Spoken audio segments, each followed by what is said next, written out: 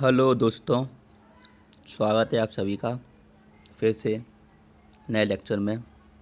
इसमें हम environment and ecology को आगे आगे बढ़ाते हुए लेक्चर नंबर 6 डिस्कस करेंगे।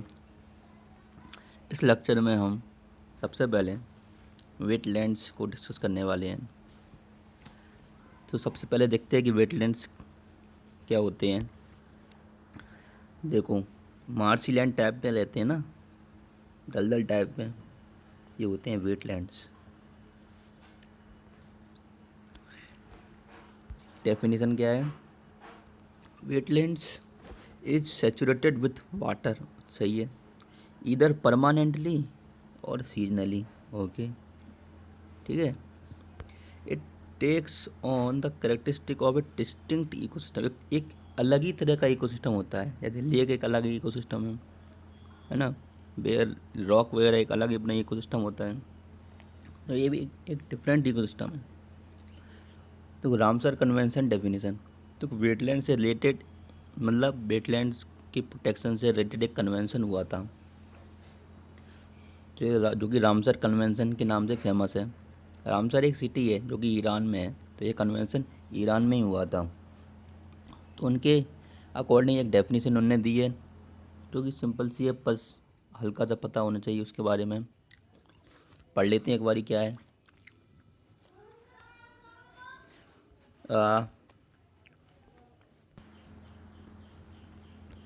Wetlands are areas of marsh, fen, peatland और water. Marsh, fen, peatland, okay, water, whether natural और आर्टिफिशियल। नेचुरल और आर्टिफिशियल कोई भी हो सकता है, ठीक है। उसके बाद द आर्टिफिशियल हो गया परमानेंट और टेम्परेरी, कुछ भी हो सकता है। दैट स्टैटिक और फ्लोइंग, स्टैटिक भी हो सकता है, फ्लोइंग भी हो सकता है। Static, flowing, fresh, brackish, black, fresh water भी हो सकता है, या तो फ्रेश भी हो सकता है, या ब्लैक डिश, या फिर साल्टी भी हो सकता है।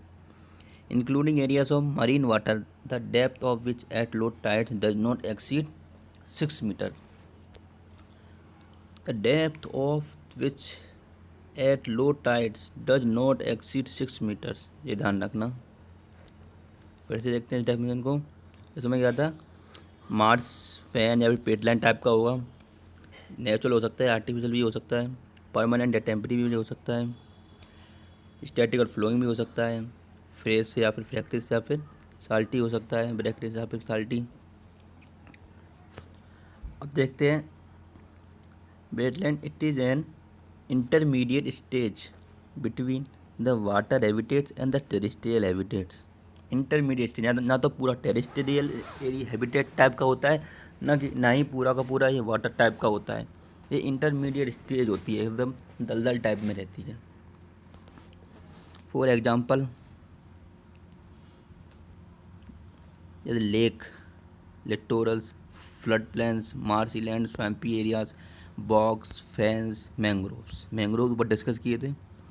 मैंग्रोव भी वेटलैंड्स हो सकते हैं। जैसे कि अभी लास्ट ईयर अभी सुंदरवन मैंग्रोव को रामसर कन्वेंशन के तहत वेटलैंड डिक्लेयर किया गया है, यानी कि इंडिया में रामसर साइट डिक्लेयर किया गया है सुंदरवन को। वो भी एक तो मैंग्रोव भी तो है वो। एक बात, वेटलैंड का क्लासिफिकेशन देखते हैं। इनलैंड वेटलैंड और कोस्टल वेटलैंड्स। इनलैंड में कौन कौन से हो सकते हैं? Lake, oxbow lake, waterlogged area, seasonal wetlands, swamp, marshy bays. और कोस्टल वेटलैंड में estuaries, lagoons, creeks, back waters, bays, ये सब ना, estuaries, lagoons, creeks, back water, bays, ये सब जियोग्राफी का पोर्शन है। तो जियोग्राफी के एनसीईआरटी जब पढ़ेंगे ना, तो उसी में बताएंगे क्या होती है एस्चुरी, क्या होती है लगून, क्या होती है क्रीक्स, क्या होते हैं बैक वाटर्स, क्या होते हैं। ये हो गया अपने वेटलैंड्स। अब देखो, how to wetlands work. Wetlands हमारे लिए फ़ायदा है, मंद है, लेकिन कैसे? देखो, ये देखो, डिस्परेट स्ट्रीम्स एनर्जी, ये गंदा, ये सेडिमेंट्स वाला पानी लेके आया, गंदा पानी। देखो ये पड़े सेडिमेंट, है ना। तो क्या किया इसने, वेटलैंड्स ने? Contaminants and sediments are filter, contaminants और सेडिमेंट को फिल्टर कर दिया, देखो फिल्टर हो गया ना, ये आर फिल्टर्ड। ओके, उसके बाद provides critical wild life habitat, तो वाटर को फिल्टर किया, वाइल्ड लाइफ हैबिटेट प्रोवाइड कर दिया। और फिर क्लीनर वाटर का जो आउटफ्लो हो गया, देखो ये एक जगह स्टोर हो गया एक जगह जाके। ऐसे ही ग्राउंड वाटर को ये साफ करता है, देखो ये ग्राउंड वाटर का जो फ्लो हुआ, तो bacteria break down and contaminant, bacteria ने जो गंदगी थी उससे साफ कर दी, बैक्टीरिया ब्रेक डाउन कंटेमिनेट्स। और जो सेडिमेंट से सैचुरेटेड जो मिट्टी वगैरह थी वो स्टोर हो गई यहाँ पे, सैचुरेटेड पीट स्टोर्स वाटर। अब देखो जो वाटर है ना, क्लीन वाटर वो फ्लो हो गया, बिल्कुल slow release of stored water, यानी कंकड़ वगैरह होते हैं थोड़े बहुत, मतलब बिल्कुल बिल्कुल एक पतली धारा में ये फ्लो हो गया वाटर। ओके, इसका देखते हैं फंक्शंस ऑफ वेटलैंड्स। ये सब ना कि फंक्शंस क्या हैं, ये वेटलैंड्स क्या है, लैंड कोस्टल, ये एकदम सिंपल चीज़ें हैं। इम्पोर्टेंट इसमें ये है कि पता होना चाहिए कि रामसर कन्वेंशन डिटेल में पता होना चाहिए, डिटेल में, और रामसर साइट डिटेल में पता होना चाहिए, कितनी है, कहाँ कितनी है, सबसे ज़्यादा कहाँ पर है, ये इम्पोर्टेंट होता है। तो देखते हैं फंक्शंस ऑफ वेटलैंड जल्दी जल्दी। हैबिटेट देख लिया हमने, हैबिटेट प्रोवाइड करते ऊपर देखा था फ्लोरा एंड फौना, ठीक है। फिल्टर सेडिमेंट ऊपर देख चुके हैं कैसे होता है फिल्टर सेडिमेंट। न्यूट्रिएंट रिसाइकलिंग सही है, मतलब न्यूट्रिएंट रिसाइकल में जो पार्ट लेते हैं। ओके, वाटर प्यूरिफिकेशन सही है, फूड मिटिगेशन सही है, ग्राउंड वाटर रिचार्जिंग ऊपर देख चुके हैं। Controlling rate of run of in urban areas, ये पानी का उतना ज़्यादा भाव नहीं होने देते, उसे रोक लेते हैं, यानी कि buffer shore line against erosion, erosion को रोकते हैं, सोयल इरोजन को काफ़ी रोकते हैं। Stabilization of local climate, local climate को सही बनाने में रहते हैं, क्योंकि जहाँ पे फ्लोरा एंड फौना होगी तो वहाँ का जो क्लाइमेट है ना थोड़ा वहाँ पे सही रहेगा ना, जैसे जहाँ पौधे वगैरह नहीं होते हैं, यहाँ पे लेक्स वगैरह नहीं होते, तो वहाँ का एकदम क्लाइमेट एकदम ड्राई क्लाइमेट हो जाता है। Tourism reaction and culture heritage important है, ठीक है। रीजन्स फॉर डिप्लीशन, डिप्लीशन क्या है भाई, conversion of land for agriculture, भाई एग्रीकल्चर करना है भाई, रोटी खानी है तो उन्होंने पूरा वेटलैंड ख़त्म कर दिया। ओवर ग्रेजिंग, भाई जगह ही नहीं बची, ग्रेजिंग करने के लिए जगह ही नहीं बची, अब तो कहाँ करोगे ग्रेजिंग ओवर ग्रेजिंग सारे के सारे घर बना लिए उधर, एग्रीकल्चर कर लिया, ग्रेजिंग की तो जगह ही नहीं बची अब, तो ओवर ग्रेजिंग कर दी है कई एरिया में, over grazing. Removal of sand from beds, जब मिट्टी अच्छे से नहीं रहेगी तो वेटलैंड कैसे बनेगा। एक्वाकल्चर को बढ़ाना है भाई, पैसे चाहिए पैसे, एक्वाकल्चर बढ़ाएंगे तो वेटलैंड मिटा दिया। उसके बाद habitat destruction and deforestation, simple सा है, डिफॉरेस्टेशन कर दिया भाई। पॉल्यूशन हम देख रहे हैं चारों तरफ पॉल्यूशन है, air pollution, water pollution, soil pollution, domestic waste, चारों तरफ वेस्ट ही वेस्ट है और कुछ है ही नहीं है। एग्रीकल्चर रन ऑफ, एग्रीकल्चर से पेस्टिसाइड्स वगैरह कितने सारे आ रहे हैं, सब यूट्रोफिकेशन कर देते हैं। इंडस्ट्रियल इफ्लुएंट्स, इंडस्ट्री के वेस्ट आ रहे हैं, न्यूट्रिएंट्स आ रहे हैं, पेस्टिसाइड्स आ रहे हैं, यूट्रोफिकेशन सब खत्म।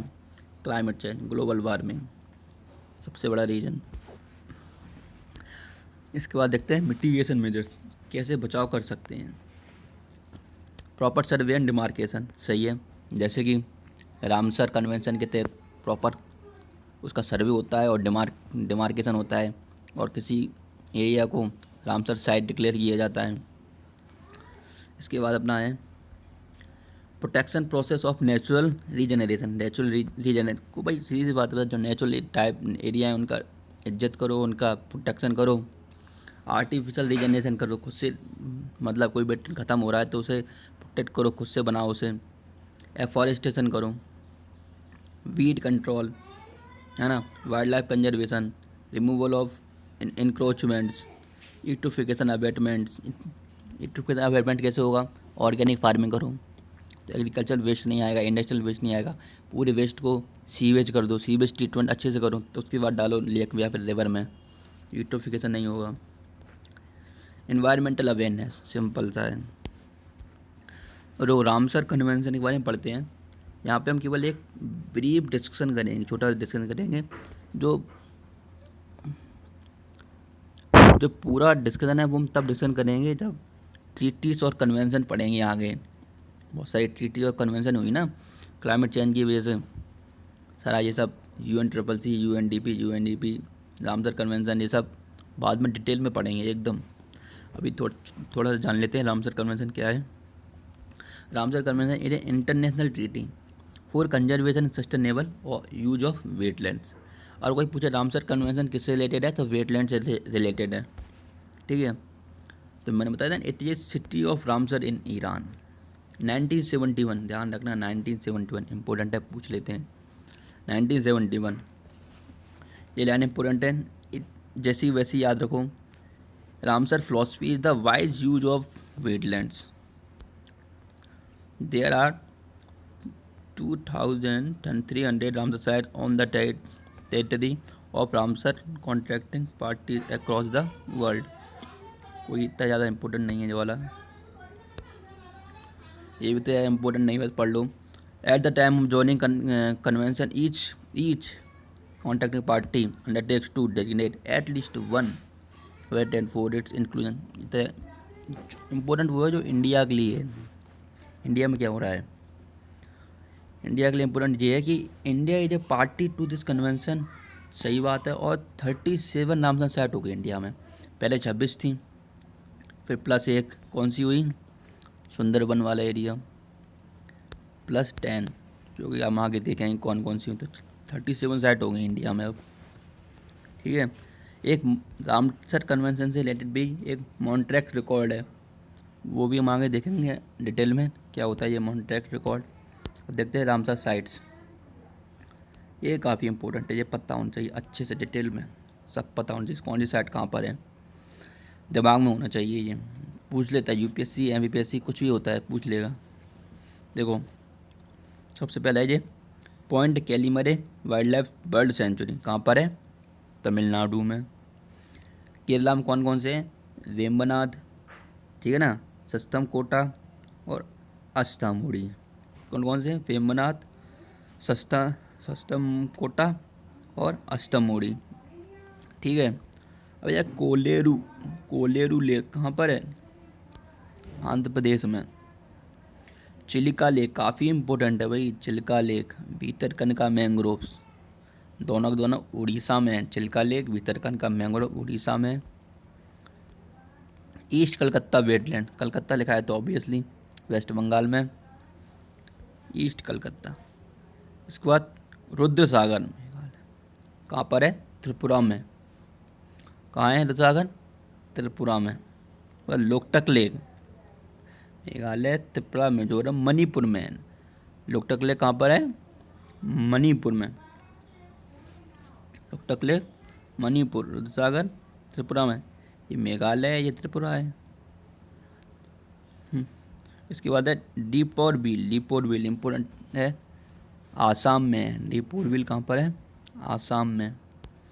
MP में एक है भोज वेटलैंड, भोज। UP में अपर गंगा रिवर, लेकिन UP में भी 6 नए और जोड़े गए हैं, जो कि हम आगे पढ़ेंगे कौन कौन से 6 और नए जोड़े गए UP में। तो इस प्रकार से UP में 7 हो जाएंगे, 6 और 1 7 हो जाएंगे। तो सबसे ज़्यादा UP में हो जाएंगे वेटलैंड्स, रामसर वेटलैंड। ध्यान रखना रामसर वेटलैंड सबसे ज़्यादा रामसर वेटलैंड होंगे UP में, रामसर, ध्यान रखना रामसर। और देखना इधर पंजाब में 3 है अभी, तो ऐसे पंजाब में 3 और जोड़ दिए तो पंजाब में 6 हो जाएंगे। तो UP में अपर गंगा रिवर हो गई। इसके बाद ये अपना सुरेंसर मानसर, ठीक है, जम्मू कश्मीर और लद्दाख वाले एरिया में। तो मोरिरी ये अपनी कहाँ है, ये भी लद्दाख और जम्मू कश्मीर वाले एरिया में। इसके बाद वुलर लेक, पता है जम्मू कश्मीर में है वुलर लेक। होकेरा वेटलैंड, ये भी जम्मू कश्मीर में है, होकेरा वेटलैंड। इसके बाद चंद्रताल वेटलैंड, हिमाचल प्रदेश में, ठीक है। और रेणुका वेटलैंड भी हिमाचल प्रदेश में। और ठीक है, और ध्यान से देखो ये वाला, ये चंद्रताल हो गया, रेणुका हो गया, और पोंग डैम लेक भी कहाँ है? हिमाचल प्रदेश में। अब पंजाब में 3 कौन कौन से हैं? एक तो कंजली है, कंजली, हकीरे लेक है, और रोपड़ है, रोपड़ कंजली हकीरे लेक, रोपड़ कंजली हरिके लेक, हकीरे नहीं, हरिके लेक, हरिके लेक। इसके बाद सांभर लेक है, सांभर लेक राजस्थान में। केवलादेव नेशनल पार्क राजस्थान में। और गुजरात में कौन सा है? नल सरोवर बर्ड सेंचुरी, नल सरोवर बर्ड सेंचुरी गुजरात में नल सरोवर बर्ड सेंचुरी। ठीक है, ये देख लेना बेल्ट कहाँ कहाँ पे नहीं है। जैसे कि महाराष्ट्र में नहीं था, लेकिन महाराष्ट्र में अब एक हो गया है, जो कि आगे पढ़ेंगे हम। महाराष्ट्र में एक आ गया है। कर्नाटक में कोई वेटलैंड नहीं था, नहीं है कर्नाटक में। इधर छत्तीसगढ़ में नहीं है ना। इधर झारखंड में नहीं है, बिहार में नहीं है, तेलंगाना में नहीं है ना। तो हम देखते हैं अब बचे हुए कौन कौन से जो 10 हैं। हाँ, अभी एक और रह गया है। ये एक और यहाँ पे बना है वेस्ट बंगाल में, वेस्ट बंगाल वाले एरिया में, सुंदरवन वेटलैंड, सुंदरवन वाला एरिया। ये इससे 26+1 27 पढ़ लिए। अब 10 और बचे हैं, वो पढ़ते हैं अभी हम। हाँ, तो जो 10 बची हुई वेटलैंड्स यहाँ पढ़ेंगे हम। ये 10 न्यू कौन कौन से हैं? यूपी में 6 बनाए हैं, 6। कौन कौन से? सरसई नरवर झील, सरसई नरवर झील, Samaspur bird sanctuary, Samaspur bird sanctuary, Saman bird sanctuary, Saman bird sanctuary, Nawabganj bird sanctuary, Nawabganj, ठीक है। सैंडी बर्ड सेंचुरी, सैंडी, इसको दहाड़ झील भी बोलते हैं, दहाड़ झील, सैंडी बर्ड सेंचुरी। और कौन सा है? Parvati Agra bird sanctuary, Parvati Agra bird sanctuary. UP में 6 बनाए हैं, पहले एक देखा था अपर गंगा, तो 6+1 7 होगा यूपी में, ठीक है। महाराष्ट्र में पहले कोई नहीं था, तो महाराष्ट्र में एक बनाया है इसने, नांदूर मधमेश्वर नंदूर मधमेश्वर बनाया, मतलब डिक्लेयर किया है रामसर साइट। इसके बाद पंजाब में 3 किए हैं, पहले पंजाब में 3 थे। कौन कौन से किए? केशोपुर मियानी, ब्यास और नांगल। केशोपुर मियानी कम्युनिटी रिजर्व, एक कम्युनिटी रिजर्व है एक। Beas conservation reserve, Beas conservation reserve. उसके बाद नांगल वाइल्ड लाइफ सेंचुरी इन शिवालिक फुटहिल्स, शिवालिक फुटहिल्स में, शिवालिक के फुटहिल्स में जो नांगल वाइल्ड लाइफ सेंचुरी है, वो जो नांगल है ना, वो एज अ पार्ट ऑफ क्या है? भाखड़ा नांगल जो डैम है ना सतलज रिवर पर, उसका पार्ट है Nangal wild life sanctuary, as a part of Bhakra Nangal Sutlej river. ठीक, चलो बाय बाय, मिलते हैं अब नेक्स्ट लेक्चर में। ओके।